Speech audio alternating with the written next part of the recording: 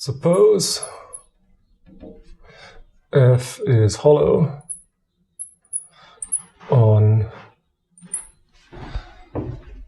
omega except for a singularity. Singularity is always going to be sing dot from now on at z0, and f is bounded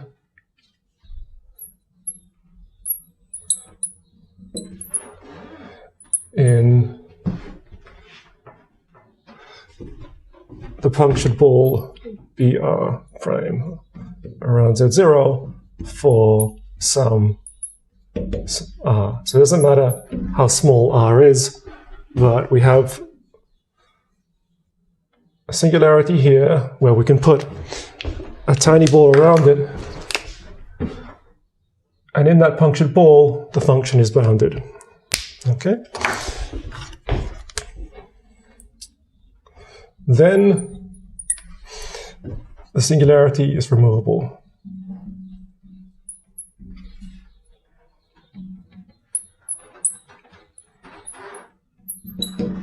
Which means that we can just give it some particular value. We can define f of z0 to be something, and then that thing will be a nicely holomorphic function. There will be no more singularity there. Yeah? Okay, proof.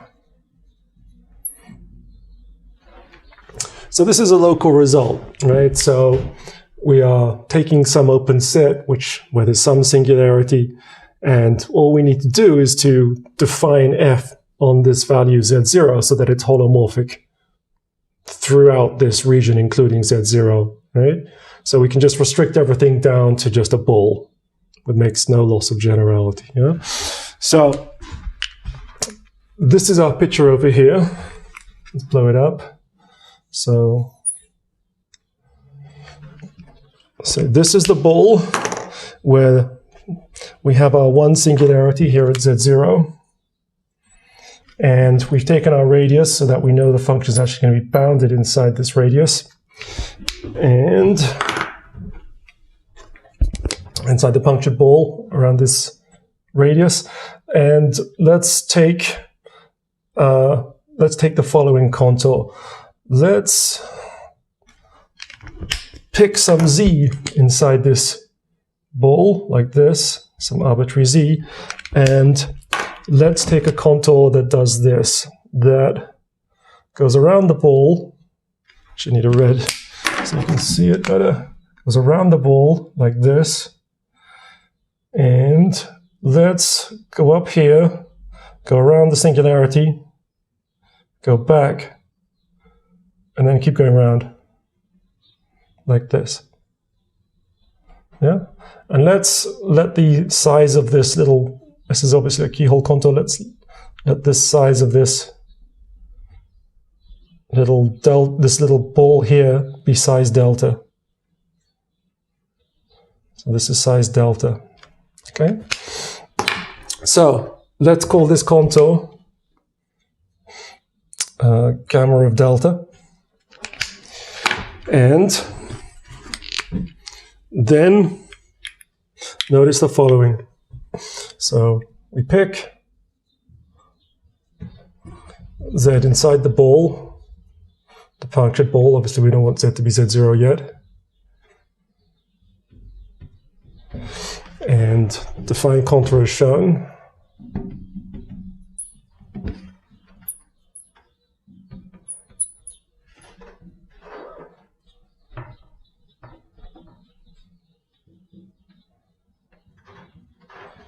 Obviously, it depends on the thickness of this little hallway here, but as you know, we're going to take this down to 0 very quickly, so we don't care about that.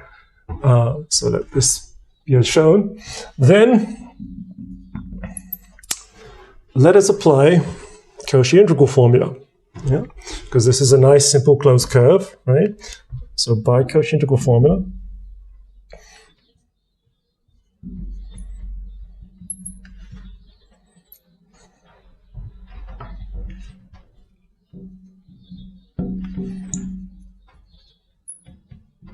what do we have? We have that f of z was 1 over 2 pi I integral around this thing, gamma of delta, of f of zeta, zeta minus z, d zeta.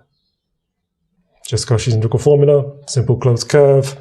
There's no problem anywhere in this, right? If we can, on the interior of this closed curve and on its boundary, it's analytic, so you can apply Cauchy integral formula and we're all good. Yeah? And then we're going to let the size of the hallway go down to 0. Okay, now I feel guilty about not giving a parameter for the hole. So let alpha be the width of this hallway here. So we can let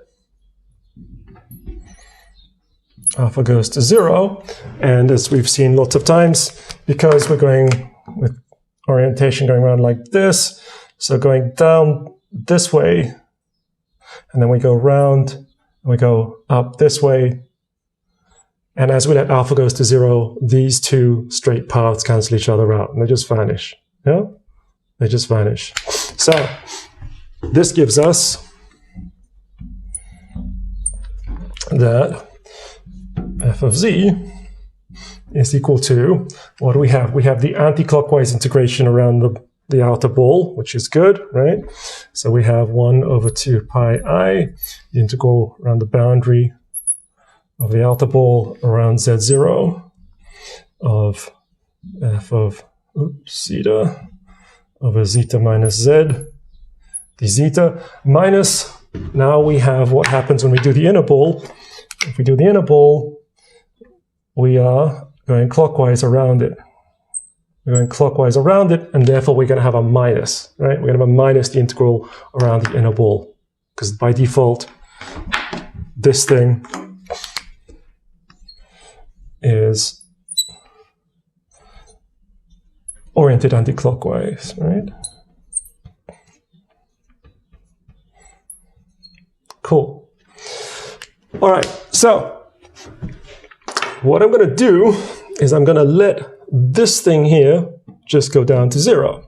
Sorry, let this delta go down to 0, which means that this entire thing will go down to 0. So let's look at this term. Let's put it in a box. So if we take the absolute value of the thing inside the box,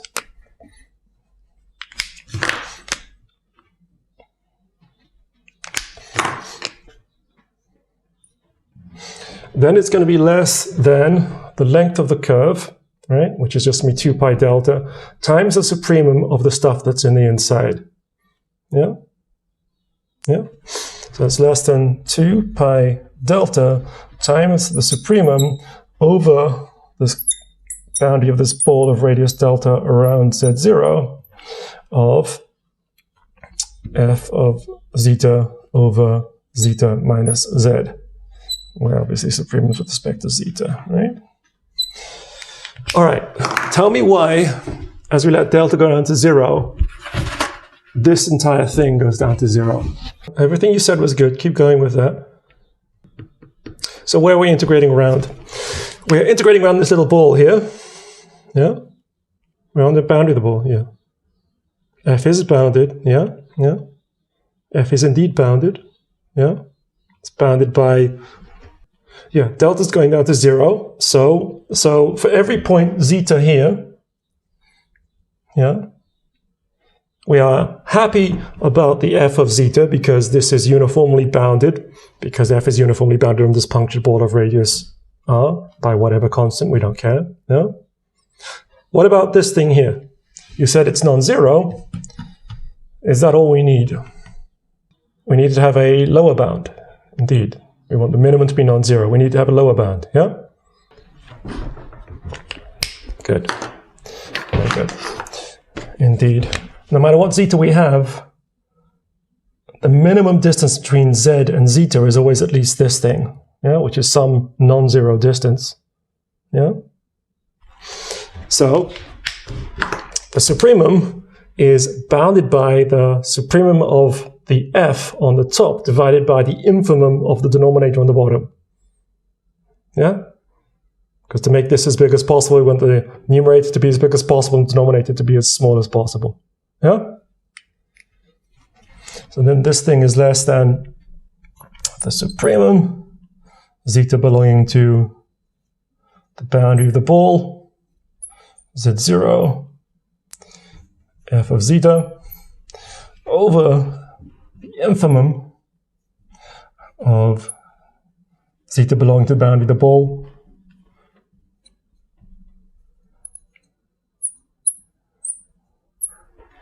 of this thing.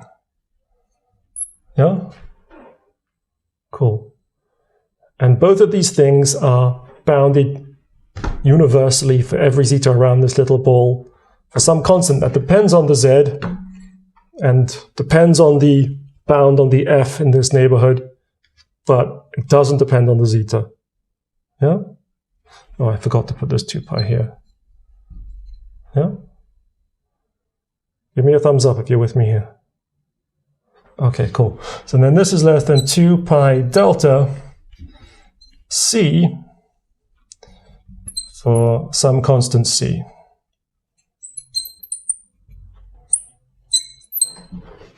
Yeah? So if I start putting labels and saying what this distance is, and then giving a label for the supremum of f on the punctured ball, then it looks messy, but I'm hoping you guys are all with me with this, that there is a constant c like this, depending on z, depending on the constant of the bound on f on the punctured ball, and but this constant exists, and it's independent of zeta, so we just have this bound. Yeah? Yeah? And it's also independent of delta, right? As we let delta go smaller and smaller, then this thing is only going to get bigger and bigger. Yeah? And this thing remains the same. Yeah, give me a thumbs up if you're with me. Cool, okay. So constant c independent of delta.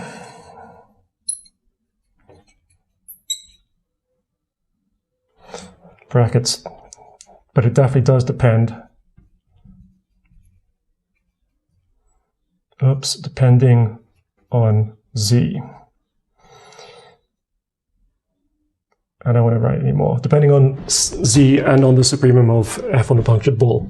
Okay, so limit as delta goes to 0 of the stuff in the red triangle, red rectangle is indeed 0.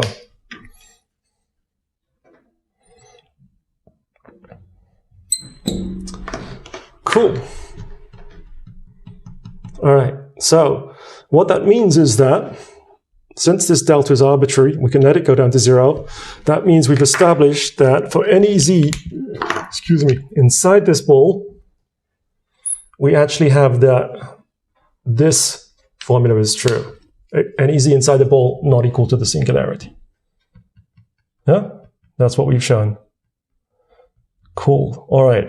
So keep this in mind as I erase the board and tell me why we can prove this theorem, why we can give f of z0 a value and everything will be fine and we'll have a holomorphic function.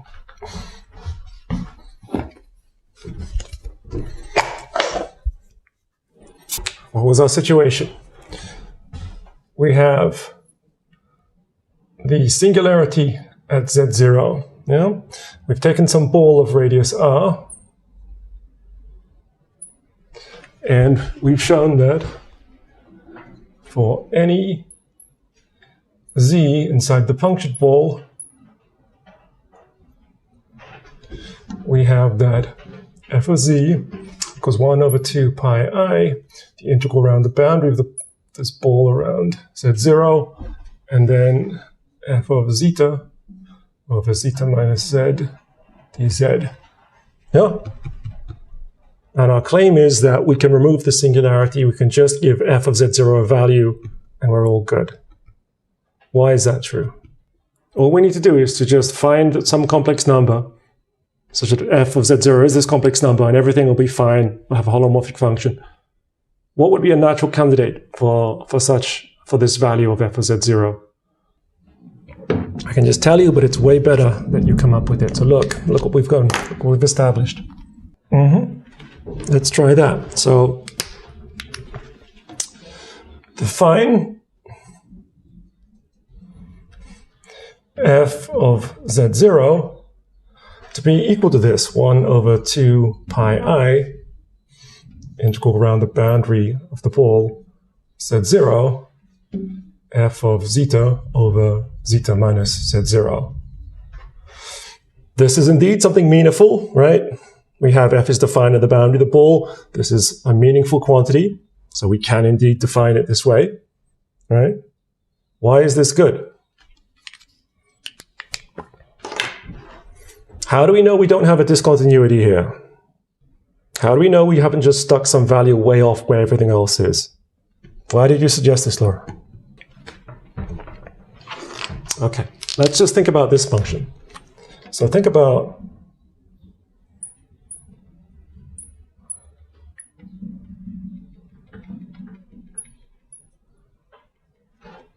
the function z goes to 1 over 2 pi I, the integral around the boundary of the ball, around z0, f of zeta over zeta minus z0.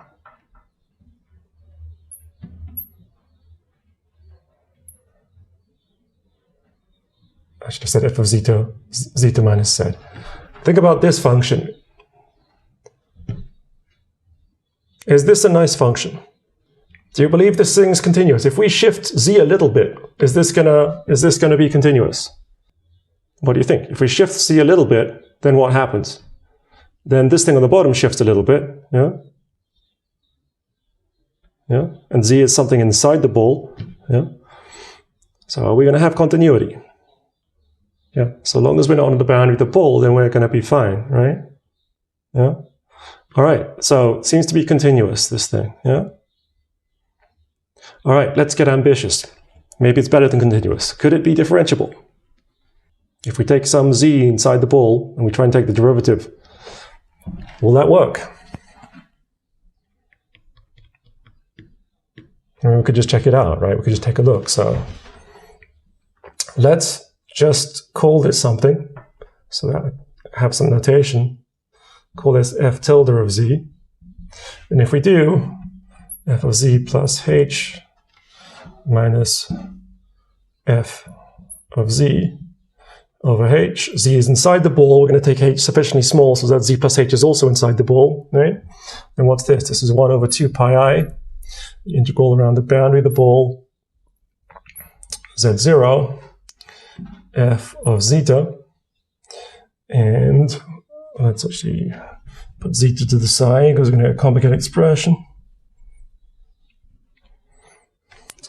So we're going to have f of zeta, and then we're going to have 1 over zeta z plus h minus 1 of zeta minus z, like this. Oops, this should be a h here. Yeah. So let's put the 1 over h here.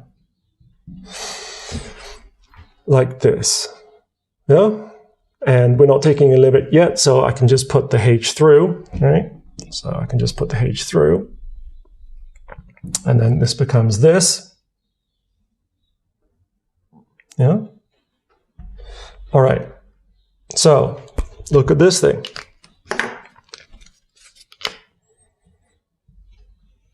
What's going to happen to the expression in the box as we let h go down to 0? What is this thing as we let h go down to 0?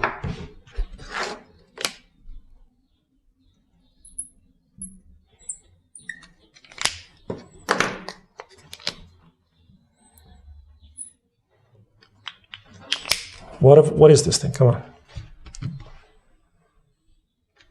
We are looking at a, don't tell me explicitly what it is, just, it's a derivative, right? It's a derivative. It's a derivative of what function?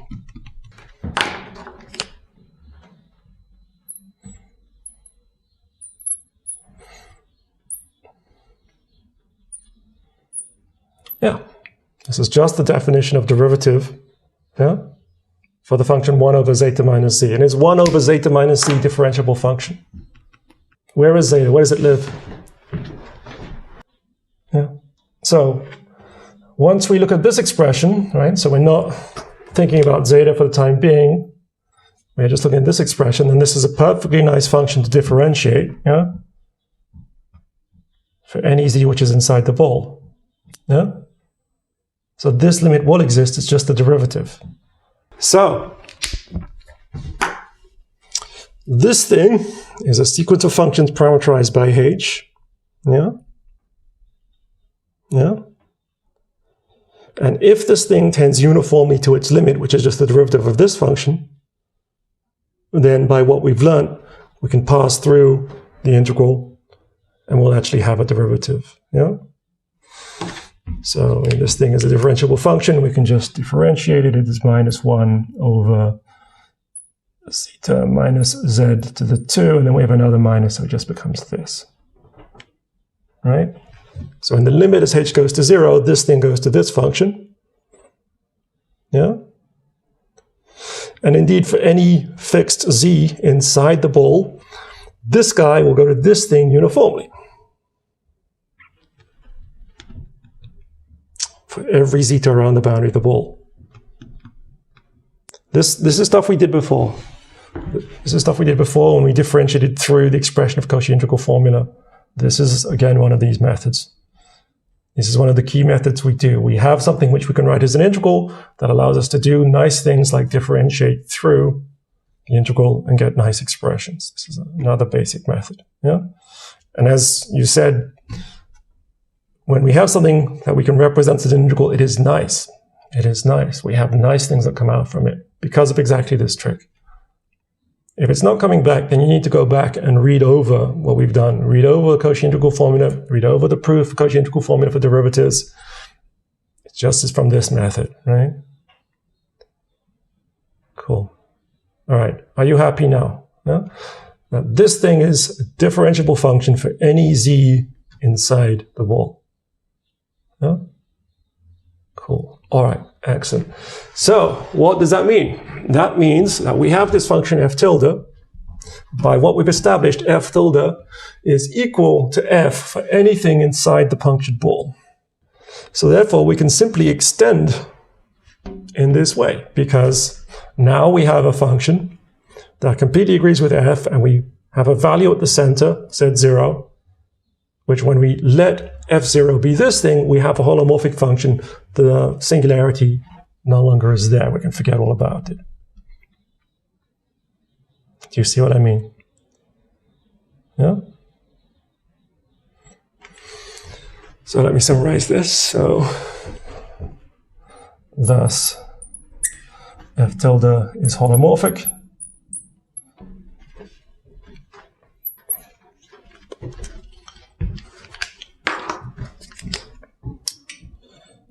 Then f equals f tilde on the punctured ball,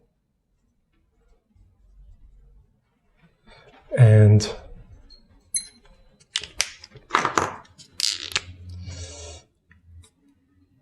so defining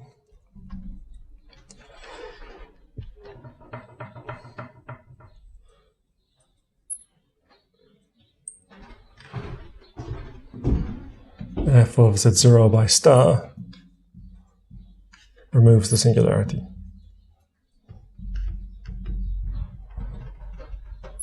And it's a removable singularity. This is the result established. This is the result established. Yeah? Cool. So once again, what's the statement? The statement is that if we have an isolated singularity, yeah, where in some punctured ball around it, the function's bounded. It doesn't matter what constant is bounded by. It could be bounded by 100 million. Yeah? Then actually it's a removable singularity. It's not a real singularity. Yeah? Not a real singularity.